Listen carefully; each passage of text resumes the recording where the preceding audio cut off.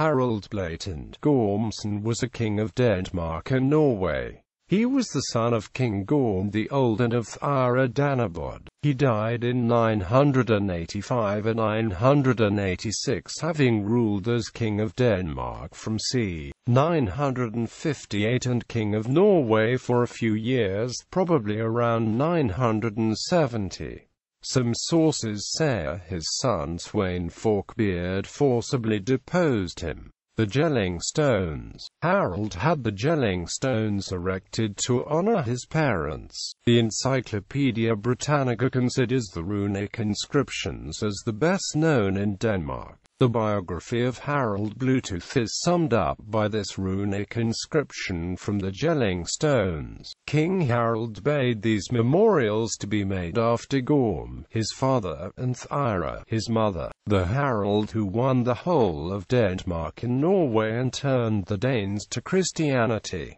Denmark's conversion to Christianity. King Harald Bluetooth's conversion to Christianity is a contested bit of history, not least because medieval writers such as Wikipedia of Corvey and Adam of Bremen give conflicting accounts of how it came about. Wikipedia of Corvey, writing during the lives of King Harald and Otto I, claims that Harald was converted by a cleric by the name of Popper, who, when asked by Harald to prove his faith in Christ, carried a great weight of iron heated by a fire without being burned. Adam of Bremen, writing 100 years after King Harald's death and History of the Archbishops of Hamburg-Bremen, finished in 1076, describes Harald being forcibly converted by Otto I after a defeat in battle. However, Wikipedia does not mention such an event in his contemporary Res Gestae Saxonis Essive Annalium Libri Treasures of the Saxons. Some 250 years later, the Heimskringla relates that Harald was converted with Earl Haakon by Otto II. A cleric named Popper, perhaps the same one, also appears in Adam of Bremen's history, but in connection with Eric of Sweden, who had supposedly conquered Denmark. The story of this otherwise unknown Popper's miracle and baptism of Harald is also depicted on the gilded altarpiece in the church of Tamdrup in Denmark. The altar itself dates to about 1200.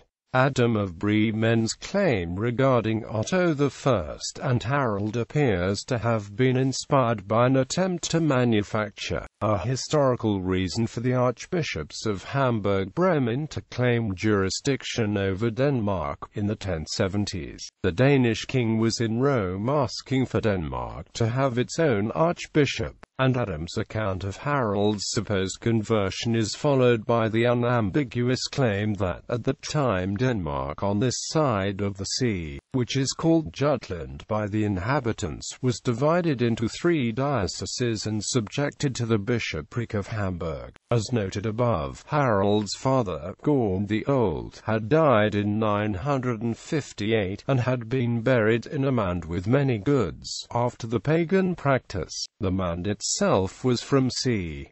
500 BCE, but Harald had it built higher over his father's grave, and added a second mound to the south. Mound building was a newly revived custom in the 10th century, perceivably as an appeal to old traditions in the face of Christian custom spreading from Denmark's southern neighbors, the Germans. After his conversion, around the 960s, Harald had his father's body reburied in the church next to the now empty mound, and erected one of the Jelling Stones described above. Harald undoubtedly professed Christianity at the time and contributed to its growth, but with limited success in Denmark and Norway.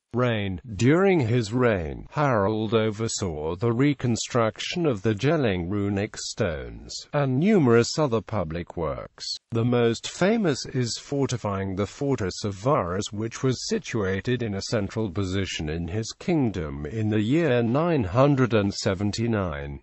Some believe these projects were a way for him to consolidate economic and military control of his country and the main city. Ring forts were built in 5 strategic locations with Aarhus perfectly in the middle: Trelleborg on Zealand, Borering in eastern Zealand, Nonnebakken on Funen, Fierkat in Himmerland, and Aggersborg near Limfjord. All 5 fortresses had similar designs, perfectly circular with gates opening to the 4 corners of the earth, and a courtyard divided into 4 areas which held large houses set in a square pattern. A 6th Trelleborg of similar design, located at Borgeby in Scania, has been dated to about 1000 and may also have been built by King Harald, and a 2nd fort named Trelleborg is located near the modern town of Trelleborg in Scania in present-day Sweden, but is of older date and thus predates the reign of Harald Bluetooth. He constructed the oldest known bridge in southern Scandinavia, the 5 meters wide, 760 meters long Ravning Bridge at Ravning Meadows. While quiet prevailed throughout the interior, he turned his energies to foreign enterprises. He came to the help of Richard the Fearless of Normandy in 945 and 963, while his son conquered Samland, and after the assassination of King Harald Greycloak of Norway, managed to force the people of that country into temporary subjugation to himself. The Norse sagas present Harald in a rather negative light. He was forced twice to submit to the renegade Swedish Prince Styrbjorn the Strong of the Jomsvikings, first by giving Styrbjorn a fleet and his daughter Thyra, the second time by giving up himself as hostage along with yet another fleet. When Styrbjorn brought this fleet to Uppsala to claim the throne of Sweden, Harald broke his oath and fled with his Danes to avoid facing the Swedish army at the Battle of Fyrisvellir. As a consequence of Harald's army having lost to the Germans at the Dannevirke in 974, he no longer had control of Norway, and Germans settled back into the border area between Scandinavia and Germany. They were driven out of Denmark in 983 by an alliance of Obodrite soldiers and troops loyal to Harald, but soon after, Harald was killed fighting off a rebellion led by his son Sweyn. He is believed to have died in 986, although several accounts claim 985 as his year of death. From 1835 to 1977 it was wrongly believed that Harald ordered the death of the Harald Scare-woman, a bog body previously thought to be Gunhild, mother of kings, until radiocarbon dating proved otherwise. Marriages and children. Jared Olafsdottir, probably by 950. Thyra Haraldsdatter, married Styrbjorn the Strong Sweyn Forkbeard, born about 960.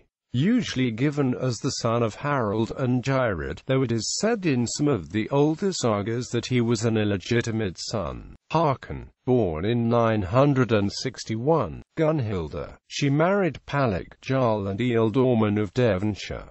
It is thought that they both died in the St. Brice's Day massacre in November 1002. Thora, the daughter of Mr. Veer in 970. She raised the Sondervissing runestone after her mother. The nickname Bluetooth. Harald's nickname Bluetooth first documented appearance is in the Chronicon Roskilden's from 1140. The usual explanation is that Harald must have had a conspicuous bad tooth that appeared blue.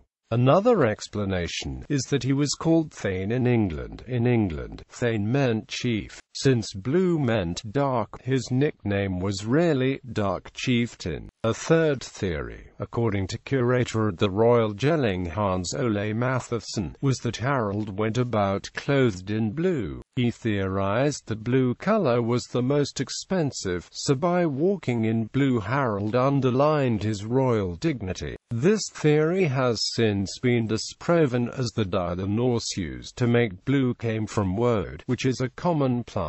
It is easy to use for dyeing and would have been utilized for common everyday textiles.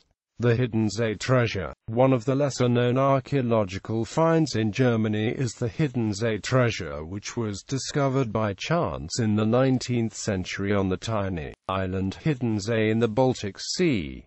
In each of the years 1864 and 1872, the island Hiddensee was hit by severe storm floods. The first storm flood broke Hiddensee in two when the entire center section of the island was flooded, something which could only be reversed by extensive building measures. After the second storm flood, the famous Hiddensee treasure was supposed to have been found. All items of the Hiddensee treasure, including a brooch, a neck ring and 14 pendants, are of pure gold and weigh approximately 600 grams altogether. It is plausible that the treasure originally belonged to the family of Harald Bluetooth. A replica of the Hiddensee treasure can be seen today in the Hiddensee Local History Museum. The original is kept in the Stralsund Museum of Cultural History.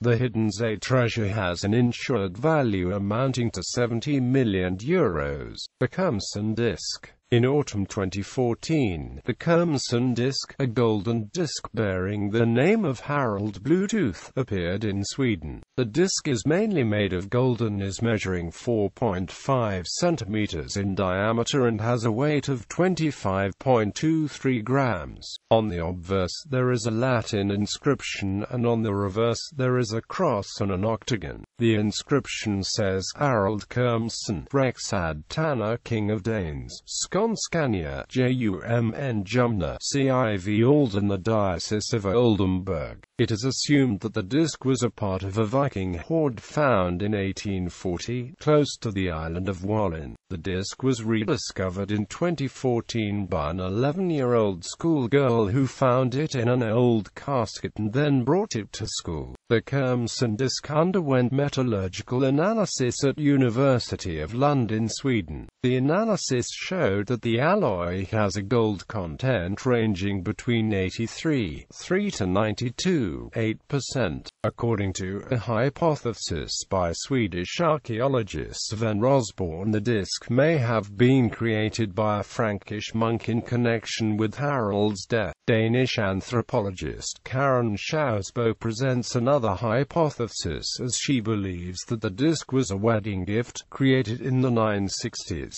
She also sees a connection to 10th, 12th century Byzantine talismans. Mateusz Bogarski of University of Warsaw states in an interview with Anders Lund Hansen in the Danish magazine Weekendavisen that the type of cross and the letters on the Gormsson disc do not correspond to crosses and letters on coins of the 10th century. Mateusz Bogarski has noticed similarities between the cross on the Gormsson disc with crosses on coins from Halle, Schwaben in the 13th century. Swedish numismatist Lazo Lagerkvist, a former chief of the Swedish Royal Coin Cabinet and specialist in counterfeits, says that nothing on the Gormsson disc indicates a counterfeit. He has noticed similarities between the typefaces on the Gormsson disc and typefaces on coins from 10th and 11th century.